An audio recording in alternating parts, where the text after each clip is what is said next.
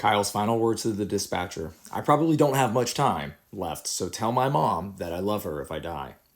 On April 10th, 2018, Kyle Plush drove his family's minivan to Seven Hills School in Cincinnati, Ohio. He was a tennis player and wanted to get out on the courts. Now, as he pulled up to the high school, he went to grab his tennis gear from the trunk. But this is where he made an innocent and deadly mistake. You see, the minivan had 3 rows, and as Kyle reached over to the 3rd row to grab his tennis gear from the trunk, the seat malfunctioned, collapsed backwards, and pinned him tightly, compressing his chest and his body upside down to the floor of the trunk. The weight of the seat, along with the angle, was too heavy for him to unwedge himself, so now he was firmly stuck upside down.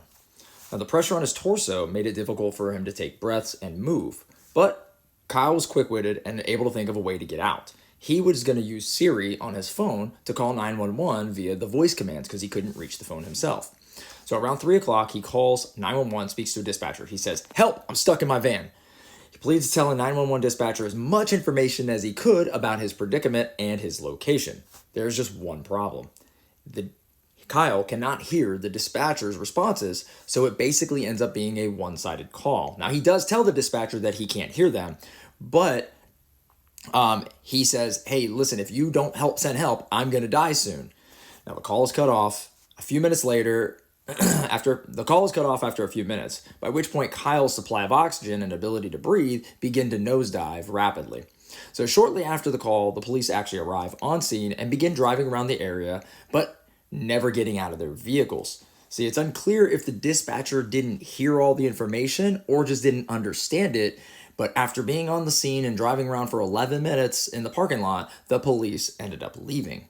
So Kyle begins to become even more distressed. When help didn't arrive, he knew he didn't have much time left. So he calls 911 again just after 3:30. So Kyle had no idea, though, that the police had already been dispatched to the location after the first call, and that the information that could have saved him wasn't given to the officers.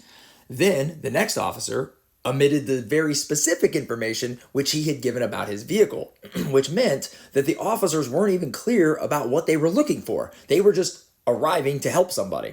See, the dispatcher didn't pass on the make, color, or model of the car they needed to look for. The officers then left, and it would later be discovered that they were only 12 parking spots away from Kyle. Shortly after, Kyle would unfortunately pass away due to asphyxiation.